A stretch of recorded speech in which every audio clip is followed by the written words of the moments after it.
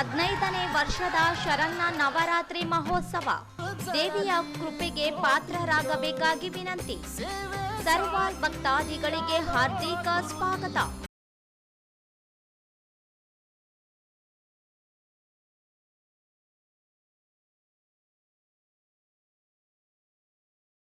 ನಮಸ್ಕಾರ. ಎಸ್18 ವಾರ್ತೆಗಳಿಗೆ ಸ್ವಾಗತ. ನಾನು ಕವಿತಾ.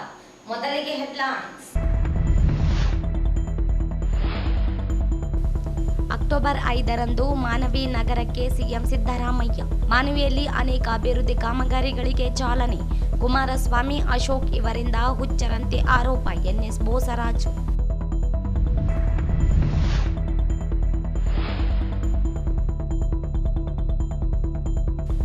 ಪರಿಶಿಷ್ಟ ಜಾತಿಗಳ ಒಳ ಮೀಸಲಾತಿ ವರ್ಗೀಕರಣ ಸಿಎಂ ಘೋಷಣೆ ಮಾಡಿದ್ದರೆ ಹೋರಾಟ. ಎಂ ವಿರೂಪಾಕ್ಷಿ.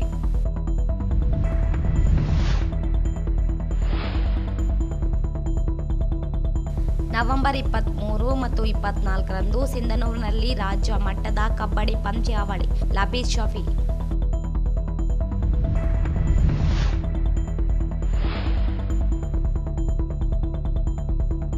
ಪಿಂಜಾರ ನಾದ ಸಮುದಾಯಗಳಿಗೆ ಪ್ರತ್ಯೇಕ ನಿಗಮ ಘೋಷಣೆ ಮಾಡಲು ಇಮ್ರಾನ್ ಬಡೇಸಬ್ ಆಗ್ರಹ.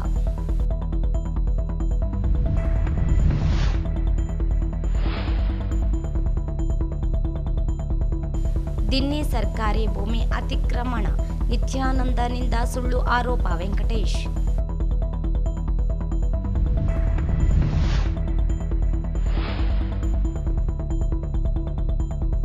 ಸರ್ಕಾರಿ ಭೂಮಿ ಉಳುಮೆ ಮಾಡುವ ರೈತರಿಗೆ ಪಟ್ಟ ನೀಡಲು ಆಗ್ರಹಿಸಿ ಕಿಸಾನ್ ಸಂಘ ಮನವಿ.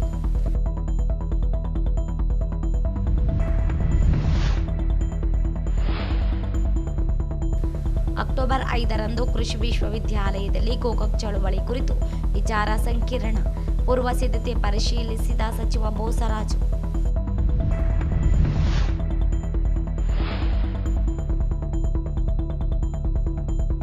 ರಾಯಚೂರು ಸ್ನೇಹಿತರ ಬಳಗದಿಂದ ಅಂಗವಿಕಲರಿಗೆ ಸಹಾಯ ಹಸ್ತ. ವಾರ್ತೆಗಳ ವಿವರ.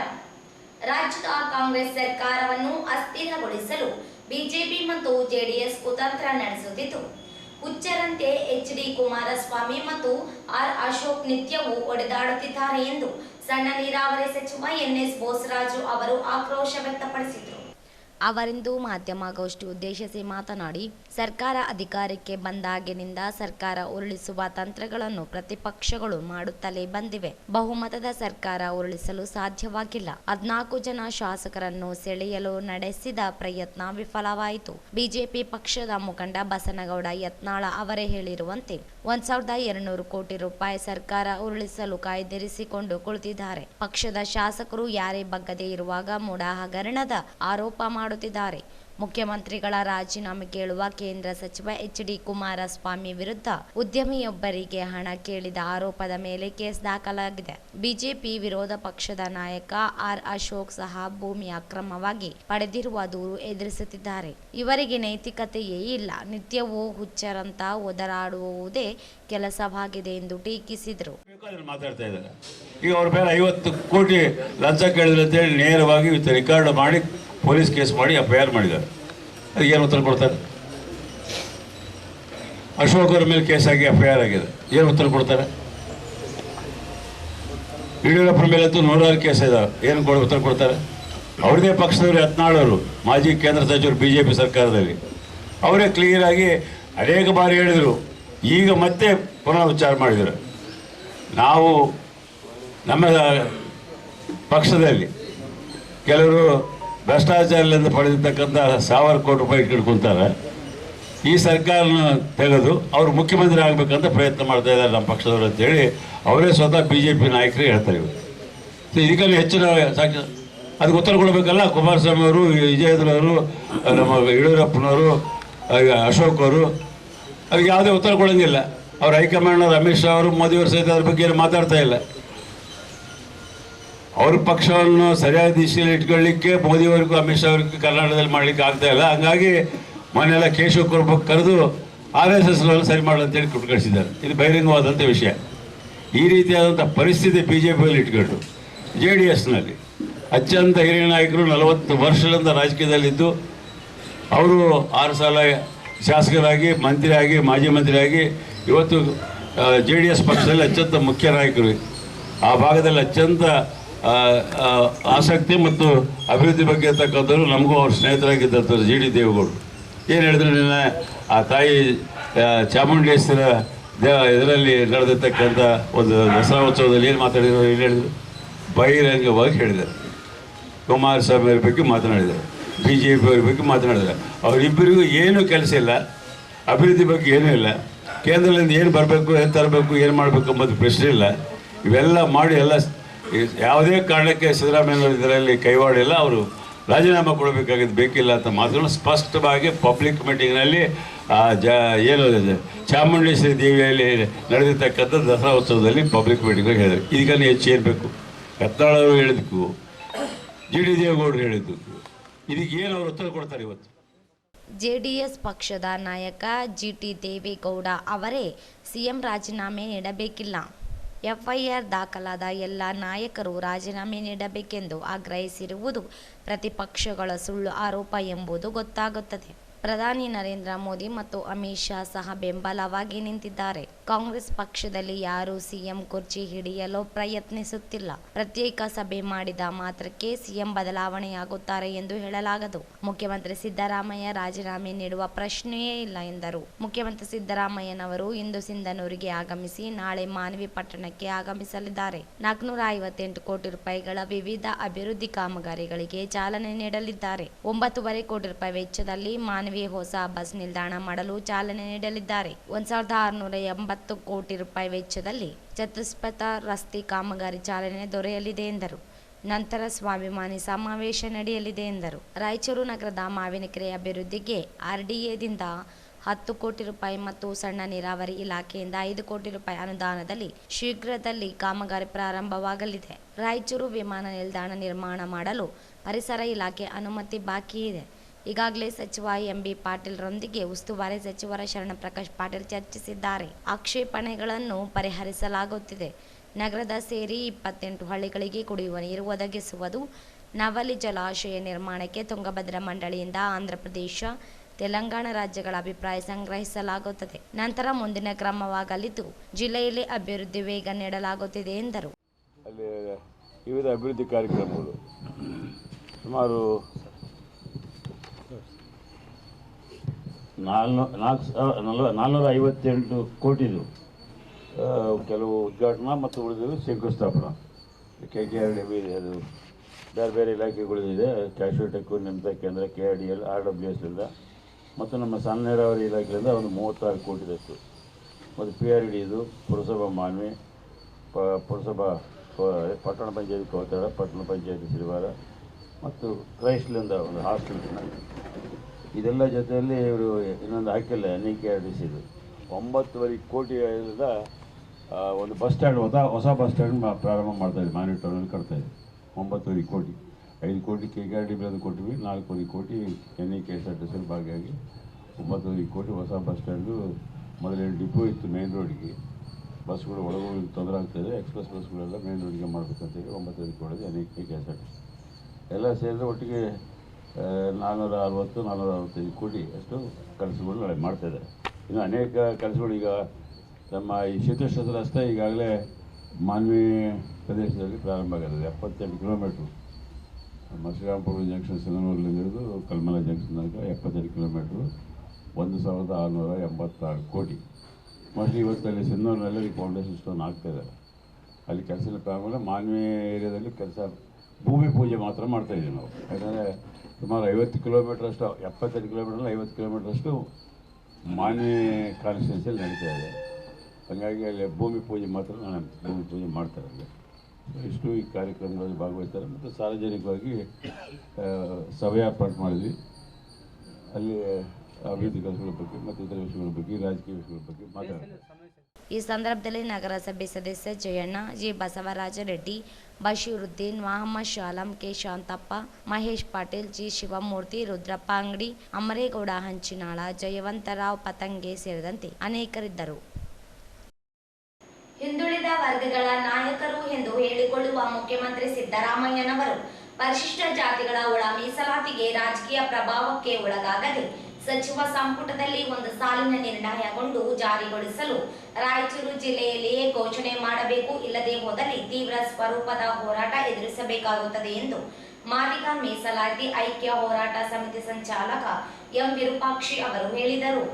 ಅವರಿಂದು ಮಾಧ್ಯಮಗೋಷ್ಠಿ ಉದ್ದೇಶಿಸಿ ಮಾತನಾಡಿ, ಒಳ ಮೀಸಲಾತಿ ವರ್ಗೀಕರಣಕ್ಕೆ ಸಂಬಂಧಿಸಿದಂತೆ 7 ಜನ ನ್ಯಾಯಮೂರ್ತಿಗಳ ಪೀಠ ತೀರ್ಪು ನೀಡಿ 2 ತಿಂಗಳು ಗತಿಸಿದೆ. ಆದರೆ ರಾಜ್ಯ ಸರ್ಕಾರ ಮೀಸಲಾತಿ ವರ್ಗೀಕರಣವನ್ನು ಸ್ವಾಗತಿಸಿ ಸುಮ್ಮನೆ ಕುಳಿತಿದೆ. ರಾಜ್ಯದಲ್ಲಿಯೇ ಮೀಸಲಾತಿ ವರ್ಗೀಕರಣಕ್ಕೆ ಅಗತ್ಯವಿರುವ ದತ್ತಾಂಶವಿದೆ ಎಂದು ಈಗಾಗಲೇ ಅನೇಕ ತಜ್ಞರು ಹೇಳುತ್ತಿದ್ದಾರೆ.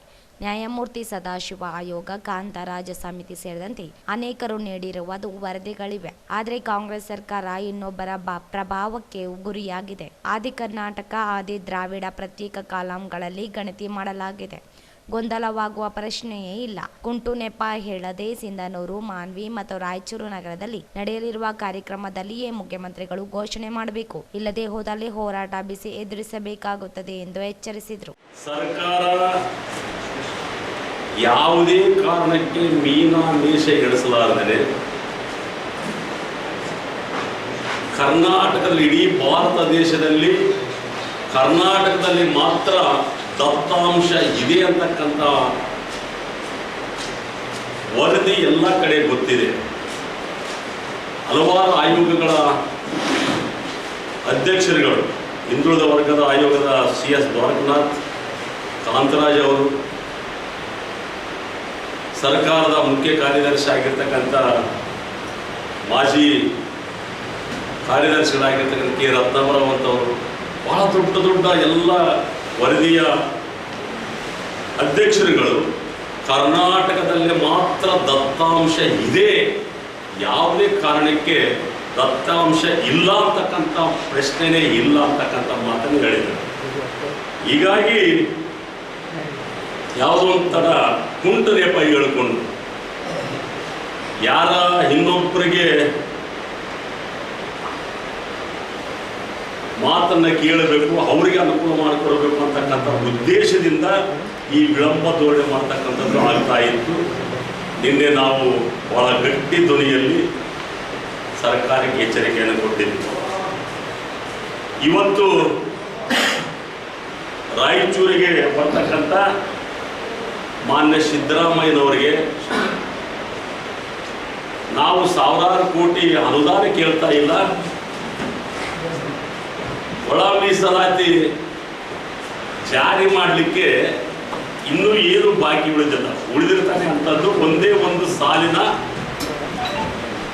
ಆದೇಶ, ಒಂದು ನಿರ್ಣಯ, ಸಂಪುಟದ ಒಂದು ನಿರ್ಣಯ, ಸರ್ವೋಚ್ಚ ನ್ಯಾಯಾಲಯದ ಆದೇಶವನ್ನ ನಾವು ಪಾಲಿಸಿ ಜಾರಿಗೆ ತರ್ತೀವಿ ಅಂತಕ್ಕಂಥ ಒಂದು ನಿರ್ಣಯ ಮಾಡಿದ್ರೆ ಸಾಕು. ಇಡೀ ಪರಿಶಿಷ್ಟ ಜಾತಿಗಳಿರ್ತಕ್ಕಂಥ ಸುಮಾರು 101 ಜಾತಿಗಳು SCಗಳಲ್ಲಿ, 50 ಜಾತಿಗಳು ಪರಿಶಿಷ್ಟ ಪಂಗಡದಲ್ಲಿರ್ತಕ್ಕಂಥ ಎಲ್ಲ ಜಾತಿಗಳಿಗೆ ಜನಸಂಖ್ಯಾವಾರು ಮೀಸಲಾತಿ ಸಿಗ್ತದೆ.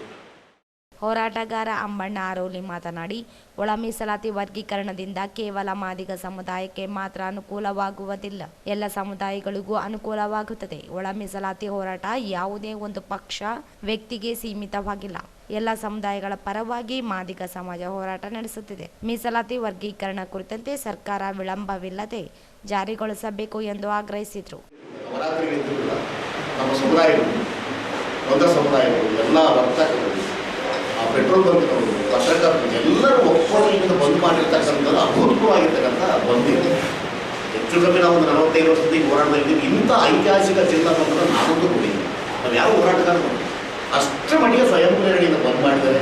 ನಮಗೆ ಇಲ್ಲಿ ಊಟ ಕೊಡೋದ್ರಿಂದ ಹಿಡ್ಕೊಂಡು, ನೀರು ಕೊಡೋದ್ರಿಂದ ಹಿಡ್ಕೊಂಡು ನಮ್ಮ ದಣಿವನ್ನು ನಿವಾರಿಸ್ಕೊಳ್ಳಿಕ್ಕೆ ಅವ್ರು ಹೆಲ್ಪ್ ಮಾಡಿರೋ ರೀತಿ ಇಲ್ಲ. ಇನ್ಕ್ಲೂಡಿಂಗ್ ಡಿಪಾರ್ಟ್ಮೆಂಟ್ ದೊಡ್ಡ ಅಭೂತಪೂರ್ವವಾದಂಥ ಭಾವ. ಇದು ಸುಪ್ರೀಂ ಕೋರ್ಟ್ ಕೊಡ್ತಕ್ಕಂಥ ಗೌರವ, ಅದು ನಮ್ಮ ಸಾಮಾಜಿಕ ನ್ಯಾಯ ಕೊಡ್ತಕ್ಕಂಥ ಗೌರವ ಅಂತ ಈ ಜಿಲ್ಲೆಯ ಎಲ್ಲ ವರ್ಗಕ್ಕೆ ನಾವು ಅಭಿನಂದನೆಗಳು. ಮತ್ತು ನಿನ್ನೆ ನಮ್ಮ ಹೋರಾಟ ಒಂದೇ ಲೈನಲ್ಲಿ ಹೇಳಲಾಗಿದೆ. ಒಳ ಮೀಸಲಾತಿ ಹೋರಾಟ ಅಂದರೆ ಅದು ಹೋರಾಟಗಾರರಂದರೆ ಅವರು ಯಾವುದೇ ಪಕ್ಷದ ಗುಲಾಮರಲ್ಲ ಅನ್ನೋದು ಇಡೀ ಜಿಲ್ಲೆ. ಒಳ ಮೀಸಲಾತಿ ಹೋರಾಟಗಾರರು ಯಾವುದೇ ಪಕ್ಷದ ಗುಲಾಮರಲ್ಲ, ಅವರು ಸಮುದಾಯದ ಗುಲಾಮರನ್ನು ನಿನ್ನೆ ನಾವು ಸ್ಪಷ್ಟಪಡಿತೀವಿ.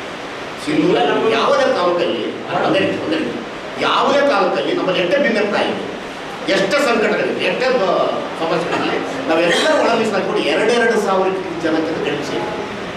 ಇದಕ್ಕಿಂತ ಐತಿಹಾಸಿಕ ತೀರ್ಪು ಅಥವಾ ಐತಿಹಾಸಿಕ ಸ್ಫೂರ್ತಿ ನಮ್ಮ ಹೋರಾಟ ಸಿಗಲಿಕ್ಕಿಲ್ಲ ಇರೋದು. ಅದಕ್ಕೋಸ್ಕರ ಸಿದ್ದರಾಮಯ್ಯವರು ಖಚಿತವಾಗಿರ್ತಾರೆ ಹೇಳೋದು, ಕುಂಟದ ಬೆಳೆದು ಕೆಳಗಿಲ್ಲ.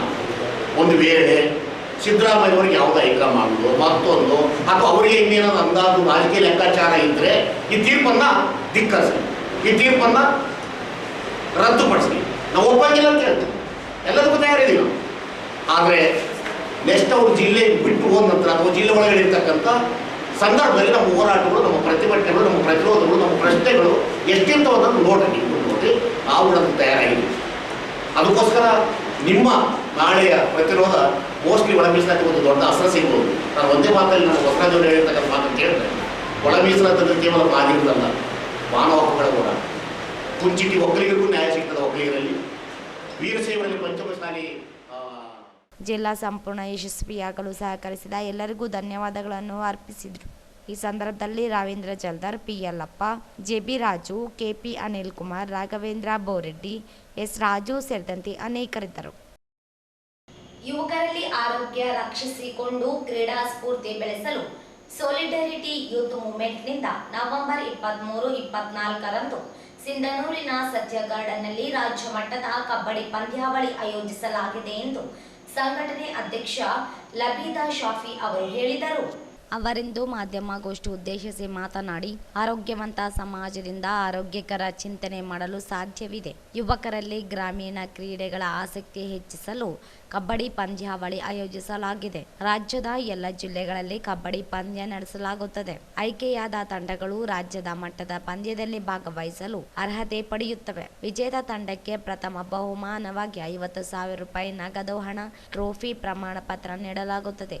ದ್ವಿತೀಯ ಬಹುಮಾನವಾಗಿ 30,000 ರೂಪಾಯಿ, ತೃತೀಯ ಬಹುಮಾನವಾಗಿ 10,000 ರೂಪಾಯಿ ಹಾಗೂ ಟ್ರೋಫಿ ನೀಡಲಾಗುತ್ತದೆ ಎಂದರು. ಪಂದ್ಯಾವಳಿಯಲ್ಲಿ ಭಾಗವಹಿಸಲಿಚ್ಛಿಸುವ ತಂಡಗಳು ಆನ್ಲೈನ್ ಗೂಗಲ್ ಫಾರ್ಮ್ನಲ್ಲಿ ವಿವರಗಳನ್ನು ದಾಖಲಿಸಬೇಕು. ಅಕ್ಟೋಬರ್ 15ರೊಳಗೆ ನೋಂದಣಿ ಮಾಡಿಕೊಳ್ಳಬೇಕು. ಹೆಚ್ಚಿನ ಮಾಹಿತಿಗಾಗಿ 7019951060 ಮತ್ತು 8105073556 ಇವರನ್ನು ಸಂಪರ್ಕಿಸಬಹುದಾಗಿದೆ ಎಂದರು.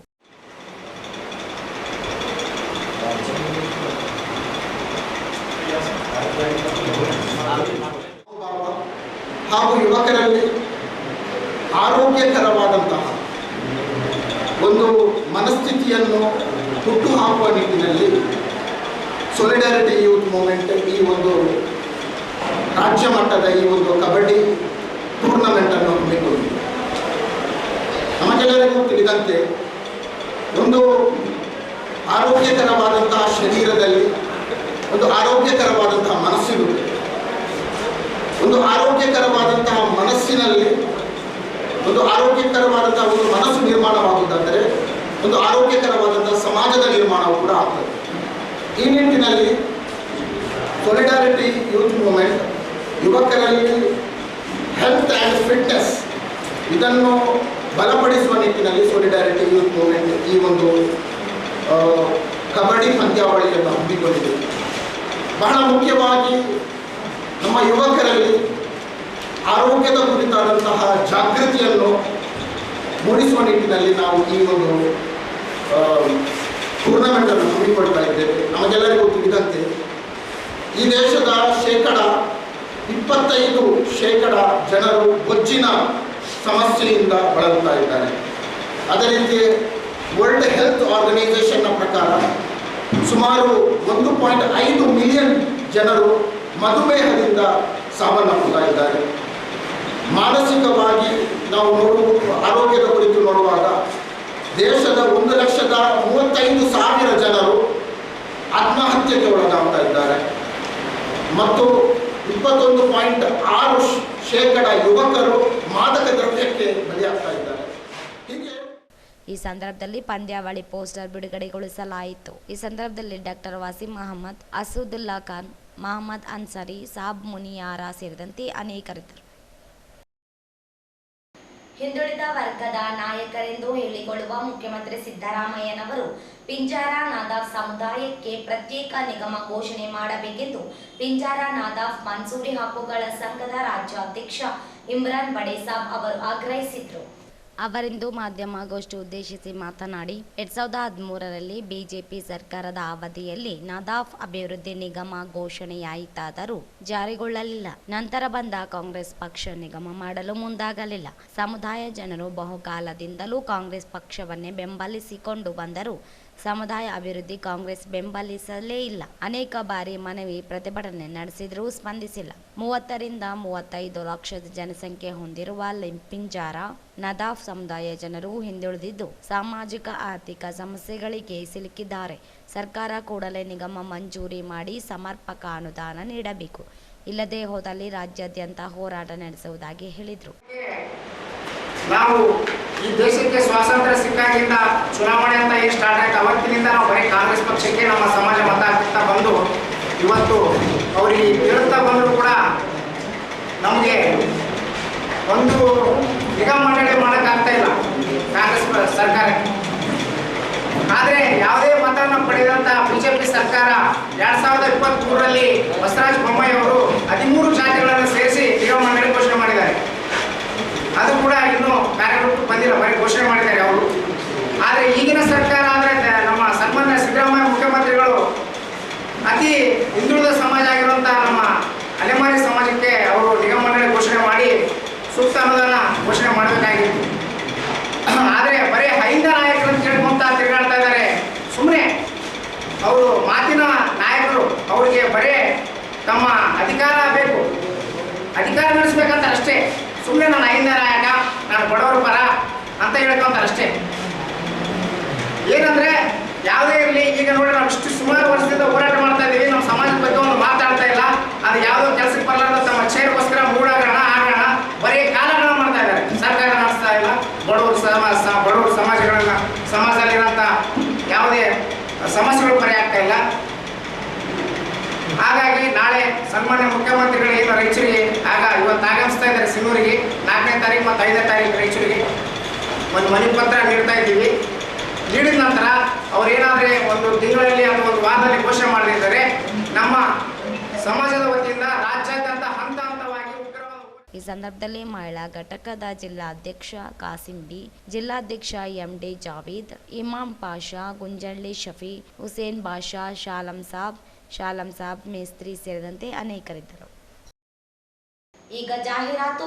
ನಾಳೆ ಶನಿವಾರ ಬೆಳಗ್ಗೆ 11 ಗಂಟೆಗೆ ಮಾನ್ವಿ ಪಟ್ಟಣದಲ್ಲಿ ವಿವಿಧ ಅಭಿವೃದ್ಧಿ ಕಾಮಗಾರಿಗಳಿಗೆ ಶಂಕುಸ್ಥಾಪನಾ ಹಾಗೂ ಉದ್ಘಾಟನಾ ಕಾರ್ಯಕ್ರಮ ನೆರವೇರಿಸಲು ಧೀಮಂತ ನಾಯಕ, ಬಡವರ ಪರವಾಗಿರ್ತಕ್ಕಂಥ ನಾಯಕ ಹಾಗೂ ಶೋಷಿತ ವರ್ಗದ ನಾಯಕ ಹಾಗೂ ರಾಜ್ಯಕ್ಕೆ 15 ಬಜೆಟ್ಗಳು ಕೊಟ್ಟಿರ್ತಕ್ಕಂಥ ಅತ್ಯಂತ ಹಿರಿಯ ನಾಯಕರು ಆಗಿರ್ತಕ್ಕಂಥ ಸನ್ಮಾನ್ಯ ಮುಖ್ಯಮಂತ್ರಿ ಶ್ರೀ ಸಿದ್ದರಾಮಯ್ಯನವರು ಸಂಘಟನಾ ಶಕ್ತಿಗೆ ಅತ್ಯಂತ ಹೆಸರುವಾಸಿಯಾಗಿರ್ತಕ್ಕಂಥ ಸನ್ಮಾನ್ಯ ಶ್ರೀ DK ಶಿವಕುಮಾರ್ ಅವರು, ಅವ್ರ ಜೊತೆಯಲ್ಲಿ ಇತರ ಅನೇಕ ಹಿರಿಯ ಸಚಿವರುಗಳು ಮಾನ್ವಿನಲ್ಲಿ ಆ ಕಾರ್ಯಕ್ರಮದಲ್ಲಿ ಭಾಗವಹಿಸಿ ಅಭಿವೃದ್ಧಿ ಕಾರ್ಯಕ್ರಮಗಳಿಗೆ ಚಾಲನೆ ಕೊಡೋದ್ರ ಜೊತೆಯಲ್ಲಿ ರಾಜ್ಯದ ಅನೇಕ ಅಭಿವೃದ್ಧಿ ಕೆಲಸಗಳ ಬಗ್ಗೆ, ಅದು ರೈತರ ವಿಷಯ ಇರ್ಬೋದು, ನೀರಾವರಿ ಸಮಸ್ಯೆ ಇರ್ಬೋದು, ಬಡವರ ಪರಿಸ್ಥಿತಿ ಇರ್ಬೋದು, ಶಿಕ್ಷಣ ಹಾಗೂ ಆರೋಗ್ಯದ ವಿಷಯಗಳ ಬಗ್ಗೆ ಇರ್ಬೋದು, ಎಲ್ಲ ವಿಷಯಗಳ ಬಗ್ಗೆ, ಈ ಭಾಗದ ಸಮಸ್ಯೆಗಳ ಬಗ್ಗೆ ಶಾಸಕರ ಮುಖಾಂತರ, ಅಧಿಕಾರಿಗಳ ಮುಖಾಂತರ ಮನವರಿಕೆ ಮಾಡಿಕೊಂಡು ಅದಕ್ಕೆ ಸ್ಪಂದಿಸುವಂಥ ಅತ್ಯಂತ ಆತ್ಮೀಯ ನಾಯಕರಾಗಿರ್ತಕ್ಕಂಥ ಶ್ರೀಮಾನ್ ಸಿದ್ದರಾಮಯ್ಯನವರು ನಾಳೆ ಜನರನ್ನು ಉದ್ದೇಶಿಸಿ ಮಾತನಾಡಿದ್ದಾರೆ. ಸೊ ಈಗಾಗಲೇ ಸನ್ಮಾನ್ಯ ಮುಖ್ಯಮಂತ್ರಿಗಳಾಗಿರ್ತಕ್ಕಂಥ ಸಿದ್ದರಾಮಯ್ಯನವರು ರಾಷ್ಟ್ರದಲ್ಲೇ ಅತ್ಯಂತ ಉತ್ತಮ ಧೀಮಂತ ನಾಯಕರು ಅಂತೇಳಿ ಹೆಸರಾಗಿರ್ತಕ್ಕಂಥವ್ರು. ಅವರು ಇಡೀ ದೇಶದಲ್ಲೇ ಮಾದರಿಯಾಗಿ ಚುನಾವಣೆ ಮುಂದೆ ಕೊಟ್ಟಿರ್ತಕ್ಕಂಥ 5 ಗ್ಯಾರಂಟಿಗಳಿಗೆ ಈ ವರ್ಷದಲ್ಲಿ 56,000 ಕೋಟಿ ನಿಗದಿಪಡಿಸಿ ಪ್ರತಿಯೊಬ್ಬರಿಗೂ, ಮಹಿಳೆಯರಿಗೂ ಬಸ್ಸಿಂದು ಫ್ರೀ ಇರ್ಬೋದು, ಪ್ರತಿ ಯಜಮಾನರಿಗೆ 2,000 ರೂಪಾಯಿ ಪ್ರತಿ ತಿಂಗಳು ಕೊಡ್ತಕ್ಕಂಥಿರ್ಬೋದು, ಅಕ್ಕಿ ಮತ್ತು ಅದ್ರ ಜೊತೆಯಲ್ಲಿ 170 ರೂಪಾಯಿ ಕೊಡ್ತಕ್ಕಂಥಿರ್ಬೋದು, ಅದ್ರ ಜೊತೆಯಲ್ಲಿ 200 ಯೂನಿಟ್ಸ್ ತನಕ ಫ್ರೀಯಾಗಿ ಕೊಟ್ಟಿರ್ತಕ್ಕಂಥಿರ್ಬೋದು, ಮತ್ತು ಯುವಕರಿಗೆ 3,000 ರೂಪಾಯಿ 1,500 ರೂಪಾಯಿ ಕೊಡ್ತಕ್ಕಂಥ ಕಾರ್ಯಕ್ರಮಗಳು ಯಶಸ್ವಿಯಾಗಿ ಮುಂದುವರಿತಾ ಇದೆ. ಈ ಎಲ್ಲ ಕಾರ್ಯಕ್ರಮಗಳು ಕೊಟ್ಟಿರ್ತಕ್ಕಂಥ ಶ್ರೀಮಾನ್ ಸಿದ್ದರಾಮಯ್ಯನವರು, DK ಶಿವಕುಮಾರ್ ಅವರು ಈ ಸಭೆಯಲ್ಲಿ ಭಾಗವಹಿಸಿ ಈ ಭಾಗದ ಜನರ ಅಭಿವೃದ್ಧಿಗಾಗಿ ಕೊಡುವಂಥ ಒಂದು ಮಾರ್ಗದರ್ಶನ ಮತ್ತು ಕೊಡತಕ್ಕಂಥ ಅವರ ಅನುದಾನಗಳ ಬಗ್ಗೆ ಮಾತನಾಡುವಂಥ ಸಂದರ್ಭ ಇರೋದ್ರಿಂದ ಹೆಚ್ಚಿನ ರೀತಿಯಲ್ಲಿ ಈ ಭಾಗದ ಜನರು ಆ ಸಭೆಯಲ್ಲಿ ಭಾಗವಹಿಸಬೇಕಂತೇಳಿ ಎಲ್ಲರಲ್ಲಿ ಪ್ರಾರ್ಥನೆ ಮಾಡ್ತಾ ಇದ್ದೀನಿ. ಇವತ್ತು ಮುಖ್ಯಮಂತ್ರಿಗಳು, ಉಪಮುಖ್ಯಮಂತ್ರಿಗಳು, ಇತರ ಸಚಿವರು ಈ ಭಾಗಕ್ಕೆ ಬರೋದ್ರಿಂದ ಈ ಭಾಗದ ಅನೇಕ ಸಮಸ್ಯೆಗಳು ಸರಿ ಹೋಗ್ತಕ್ಕಂಥ ಪ್ರಯತ್ನ ಇಲ್ಲಿರ್ತಕ್ಕಂಥ ಎಲ್ಲ ಶಾಸಕರು, ಒಟ್ಟಾರೆ ಮಂತ್ರಿಗಳು ಕೂಡಿ ಮಾಡ್ತಾಯಿದ್ದೀವಿ. ಆ ದಿಶೆಯಲ್ಲಿ ತಮ್ಮೆಲ್ಲರ ಸಹಕಾರ ಬೇಕು. ನಾವೆಲ್ಲರೂ ತಪ್ಪದೇ ಈ ಕಾರ್ಯಕ್ರಮದಲ್ಲಿ ಭಾಗವಹಿಸಿ ಕಾರ್ಯಕ್ರಮ ಯಶಸ್ವಿ ಮಾಡಿ ಈ ಭಾಗದ ಅಭಿವೃದ್ಧಿಗೆ ತಾವು ಕಾರಣಭೂತರಾಗಬೇಕಂತೇಳಿ ತಮ್ಮಲ್ಲಿ ಕಳಕಳಿ ಪ್ರಾರ್ಥನೆ ಮಾಡ್ತೀವಿ.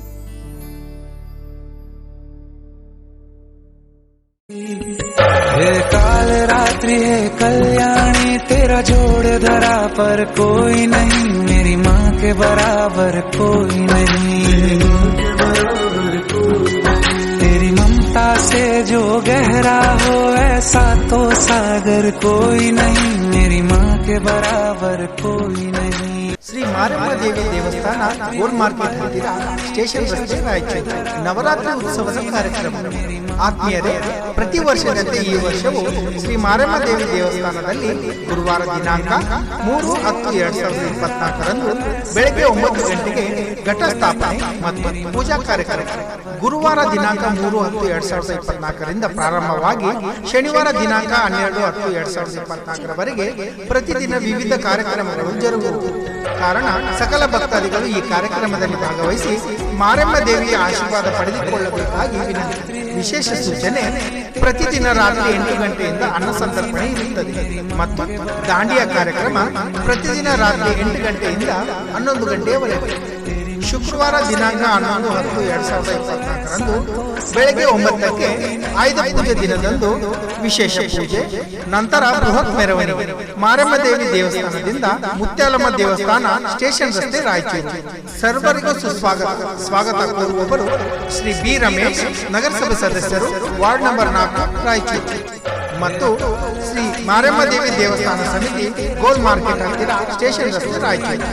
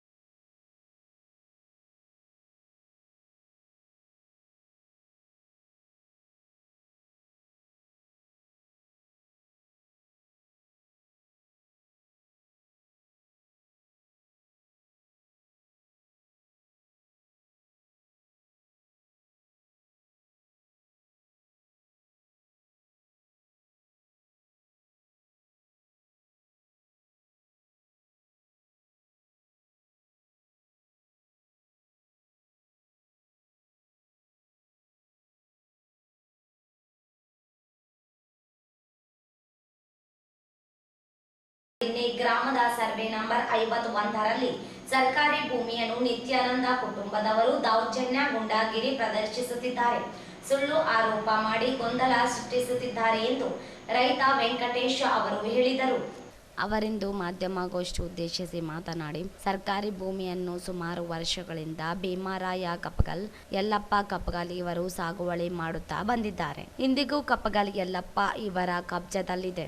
ಆದರೆ ದೌರ್ಜನ್ಯದಿಂದ ನಿತ್ಯಾನಂದ, ಪರಮೇಶ್ವರಪ್ಪ, ತಿಮ್ಮಪ್ಪ ಇತರರು ಸಾಗುವಳಿ ಮಾಡಲು ಅಡ್ಡಿಪಡಿಸುತ್ತಿರುವ ವಿರುದ್ಧ ಹೈಕೋರ್ಟ್ನಲ್ಲಿ ದೂರು ದಾಖಲಿಸಲಾಗಿದೆ. ಕೋರ್ಟ್ ಸರ್ಕಾರಿ ಜಮೀನಾಗಿದ್ದರಿಂದ ಸಾಗುವಳಿ ಮಾಡದಂತೆ ತಡೆ ಹಿಡಿದಿದೆ. ಜಮೀನಿನಲ್ಲಿ ಯಾರು ಹೋಗದಂತೆ ಕಂದಾಯ ಇಲಾಖೆ ಅಧಿಕಾರಿಗಳು ಡಂಗೂರು ಸಾರಿದ್ದಾರೆ. ನ್ಯಾಯಾಲಯದ ತಡೆಯಾಜ್ಞೆ ಇದ್ರೂ ನಿತ್ಯಾನಂದ ಕುಟುಂಬದವರು ರಾತ್ರೋರಾತ್ರಿ ಬಿತ್ತನೆ ಮಾಡಿದ್ರು. ತಹಸೀಲ್ದಾರರು ಬೆಳೆಯನ್ನು ತೆಗೆದು ಹಾಕಿ ಯಾರು ಹೋಗದಂತೆ ನ್ಯಾಯಾಲಯದ ಆದೇಶ ಮೇಲೆ ಕ್ರಮ ವಹಿಸಿದ್ದಾರೆ. ಆದರೆ ನಿತ್ಯಾನಂದ ಮತ್ತು ಕುಟುಂಬದವರು ಸುಳ್ಳು ಆರೋಪ ಮಾಡಿದ್ದಾರೆ. ಕೂಡಲೇ ಇಂತಹವರ ವಿರುದ್ಧ ಕ್ರಮ ಕೈಗೊಳ್ಳಬೇಕೆಂದರು.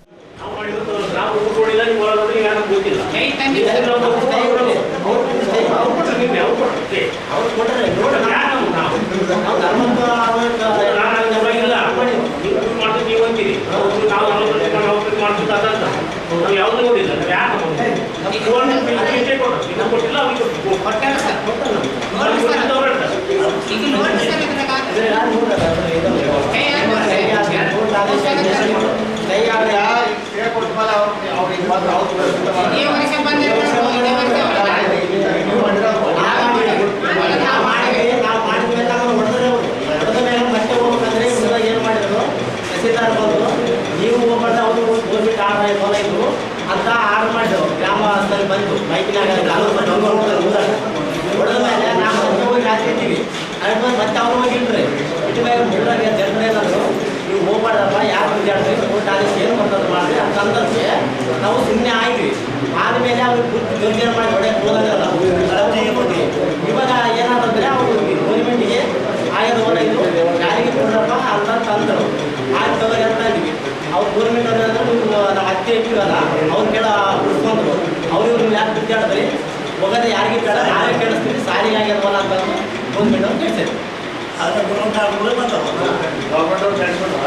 ಹಾಗಾದ್ರೆ ಸಾರಿಗೆ ಆಗಿರೋದಕ್ಕೆ ಸಾರಿಗೆ ನಾವು ಸಜ್ಜೆ ಮಾಡ್ತೀವಿ ನೀವು ಬೇರೆ ಬಂದು ನಾವು ಕೇಳಿಸಪ್ಪ ಅಂತ ಹೇಳಿದ್ರೆ 12 ಗುಂಟೆ ಈ ಸಂದರ್ಭದಲ್ಲಿ ಪದ್ಮಾವತಿ, ಯಲ್ಲಪ್ಪ ಕಪ್ಪಗಲ್, ಶಿವಪುತ್ರ, ದುಳ್ಳಯ್ಯ ಸೇರಿದಂತೆ ಅನೇಕರಿದ್ದರು.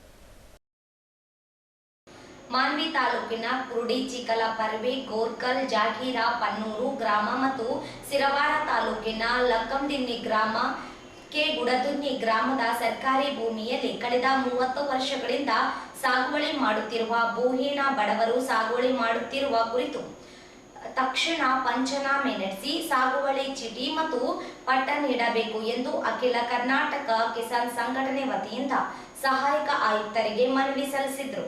ಮಾನ್ವಿ ತಾಲೂಕಿನ ಕುರುಡಿ ಗ್ರಾಮದ ಸರ್ವೆ ನಂಬರ್ 310/2ರಲ್ಲಿ 17 ಎಕರೆ 33 ಗುಂಟೆ, 297/2ರಲ್ಲಿ 7 ಎಕರೆ 39 ಗುಂಟೆ, 955/2ರಲ್ಲಿ 18 ಎಕರೆ 13 ಗುಂಟೆ, 306/2ರಲ್ಲಿ 10 ಎಕರೆ 29 ಗುಂಟೆ, 83/2ರಲ್ಲಿ 8 ಎಕರೆ 37 ಗುಂಟೆ ಭೂಮಿಯಲ್ಲಿ ಭೂಹೀನ ಬಡವರು ತಲಾ 1 ಎಕರೆ ಹೆಚ್ಚು ಗುಂಟೆಯಂತೆ ಸಾಗುವಳಿ ಮಾಡುತ್ತಿದ್ದಾರೆ. ಸಾಗುವಳಿದಾರರನ್ನು ಒಕ್ಕಲೆಬ್ಬಿಸಲು ಕುತಂತ್ರ ಮಾಡುತ್ತಿದ್ದಾರೆ ಎಂದು ದೂರಿದರು. ಜಮೀನಿನಲ್ಲಿ ಬೆಳೆ ನಾಶಪಡಿಸಿದ್ದಾರೆ. ದೂರು ನೀಡಿದ್ರೂ ಈ ಯಾವುದೇ ಕ್ರಮ ಜರುಗಿಲ್ಲ ಎಂದು ಆರೋಪಿಸಿದರು. ಚಿಕ್ಕಲಪರ್ವೆ ಗ್ರಾಮದ ಸರ್ಕಾರಿ ಗೈರಾಣಿ ಭೂಮಿ ಸರ್ವೆ ನಂಬರ್ 394/1ರ 14 ಎಕರೆ 38 ಗುಂಟೆ ಹಾಗೂ ಸರ್ವೆ ನಂಬರ್ 394/2ರ 19 ಎಕರೆ 15 ಗುಂಟೆ ಭೂಮಿಯಲ್ಲಿ 45 ವರ್ಷಗಳಿಂದ ಎಲ್ಲ ಜಾತಿ ಸಮುದಾಯದ ಭೂಹೀನ ಬಡವರು ಸಾಗುವಳಿ ಮಾಡುತ್ತಾ ಬಂದಿದ್ದಾರೆ. ತಾಲೂಕಿನ ಜಾಗೀರಪನ್ನೂರು ಗ್ರಾಮದ ಸರ್ವೆ ನಂಬರ್ 131/2ರ 21 ಎಕರೆ 9 ಗುಂಟೆ ಸರ್ಕಾರಿ ಭೂಮಿಯಲ್ಲಿ ಗ್ರಾಮದ ಭೂಹೀನ ಬಡವರು ಕೂಡ ಹಲವಾರು ವರ್ಷಗಳಿಂದ ಸಾಗುವಳಿ ಮಾಡುತ್ತಿದ್ದಾರೆ. ಪಟ್ಟ ನೀಡಲು ಒತ್ತಾಯಿಸಿದರು.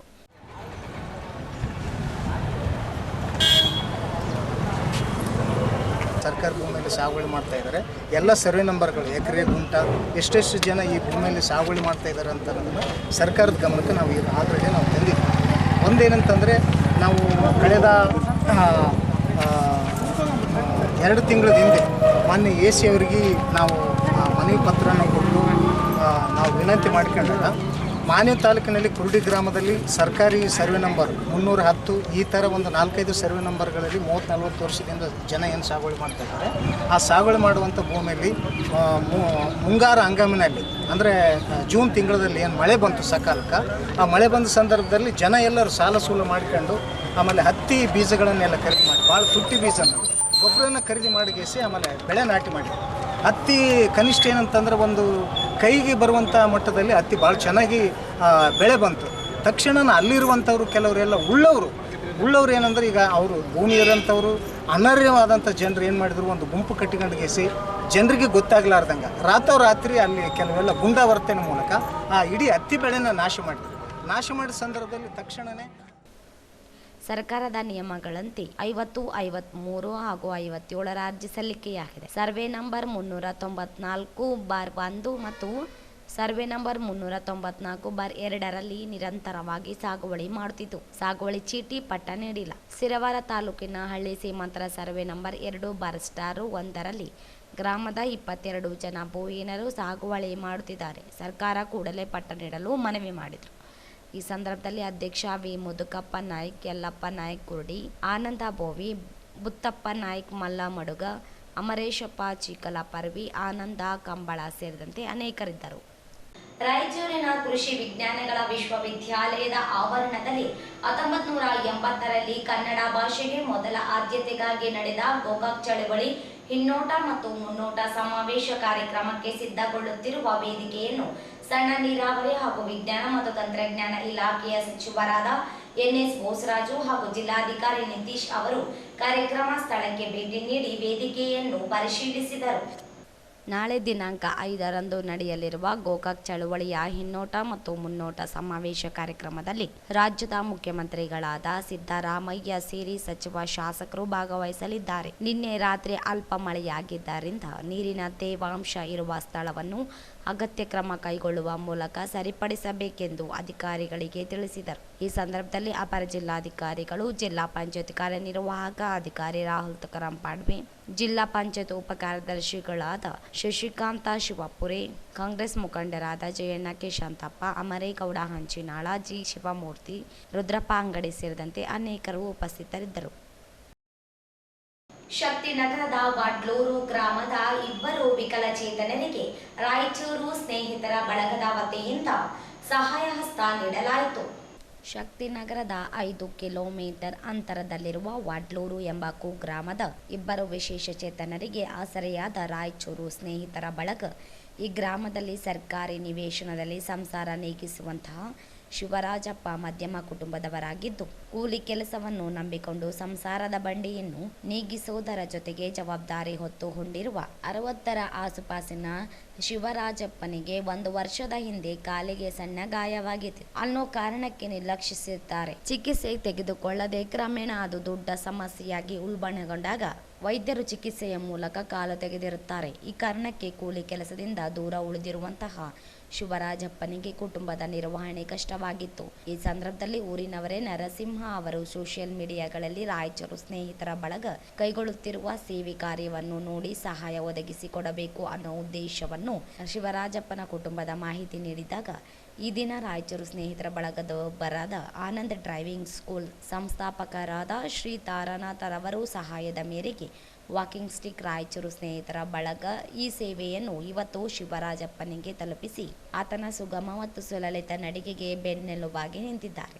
ಇದೇ ಸಂದರ್ಭದಲ್ಲಿ ಪಕ್ಕದ ಚಿಕ್ಕ ಒಡ್ಲೂರು ಎಂಬ ಗ್ರಾಮದಲ್ಲಿ ತೀರಾ ಕಡು ಬಡತನದ ಕುಟುಂಬದಲ್ಲಿ ಹುಟ್ಟಿದಾಗಿನಿಂದ ಅಂಗವಿಕಲನಾಗಿರುವ 20 ವರ್ಷದ ಪ್ರಕಾಶ್ ರವರು ಕುಟುಂಬ ತಪ್ಪಲಿನ ಒದಕಿಯಿಂದ ಗುಡಿಸಲಿನಲ್ಲಿ ಜೀವನ ಸಾಗಿಸುವಂತಹ ಬಡ ಕುಟುಂಬದ ಈತನಿಗೆ ಸಂಬಂಧಪಟ್ಟ ಇಲಾಖೆಯವರು ಕಡೆಗಣಿಸಿ ಯಾವುದೇ ಸೌಲಭ್ಯ ನೀಡದಿರುವುದು ಖಂಡನೀಯ. ಅಂಗವಿಕಲ ಪ್ರಕಾಶನಿಗೆ ನಡೆದಾಡುವುದಕ್ಕೂ ಕಷ್ಟವಾಗಿತ್ತು. ರಾಯಚೂರು ಸ್ನೇಹಿತರ ಬಳಗದ ಸಹಯೋಗದಲ್ಲಿ ಸಹಾಯಕ್ಕೆ ನಿಂತು ಈತನ ಕೋರಿಕೆ ನೆರವೇರಿಸಿರುವ ರಾಯಚೂರು ಬಿಜೆಪಿ ನಗರ ಮಂಡಲ ಉಪಾಧ್ಯಕ್ಷರಾದ ಸಂಗೀತ ಜಗತಾಪು ಇವರ ಕಾರ್ಯಕ್ಕೆ ಗ್ರಾಮದ ಮುಖಂಡರು ಮೆಚ್ಚುಗೆ ವ್ಯಕ್ತಪಡಿಸಿದರು.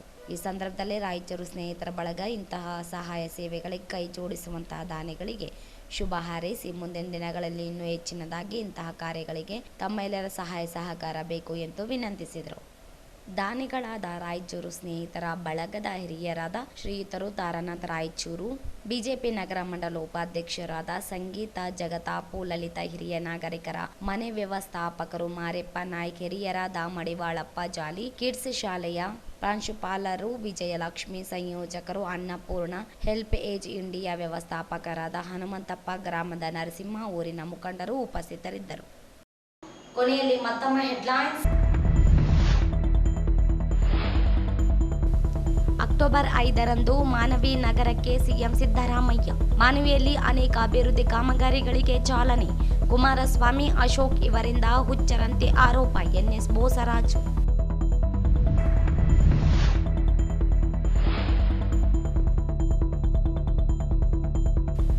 ಪರಿಶಿಷ್ಟ ಜಾತಿಗಳ ಒಳ ಮೀಸಲಾತಿ ವರ್ಗೀಕರಣ ಸಿಎಂ ಘೋಷಣೆ ಮಾಡಿದ್ದರೆ ಹೋರಾಟ ಎಂ ವಿರೂಪಾಕ್ಷಿ.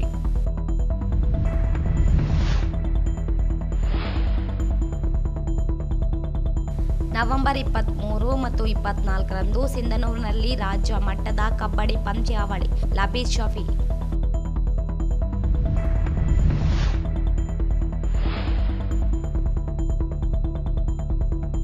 ಪಿಂಜಾರ ನಾದ ಸಮುದಾಯಗಳಿಗೆ ಪ್ರತ್ಯೇಕ ನಿಗಮ ಘೋಷಣೆ ಮಾಡಲು ಇಮ್ರಾನ್ ಬಡೇಸಾಬ್ ಆಗ್ರಹ.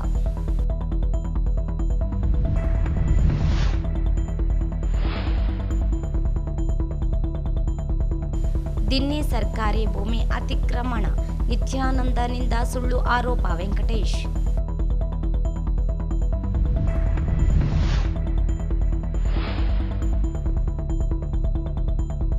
ಸರ್ಕಾರಿ ಭೂಮಿ ಉಳುಮೆ ಮಾಡುವ ರೈತರಿಗೆ ಪಟ್ಟ ನೀಡಲು ಆಗ್ರಹಿಸಿ ಕಿಸಾನ್ ಸಂಘ ಮನವಿ.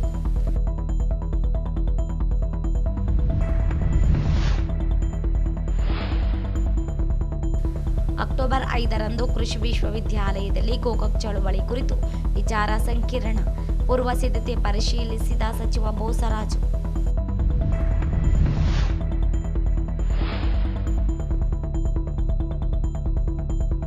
ರಾಯಚೂರು ಸ್ನೇಹಿತರ ಬಳಗದಿಂದ ಅಂಗವಿಕಲರಿಗೆ ಸಹಾಯ ಹಸ್ತ. ಇಲ್ಲಿಗೆ ವಾರ್ತಾ ಪ್ರಸಾರ ಮುಕ್ತಾಯವಾಯಿತು. ಮುಂದಿನ ವಾರ್ತೆಗಳೊಂದಿಗೆ ಭೇಟಿಯಾಗೋಣ. ವಂದನೆಗಳು.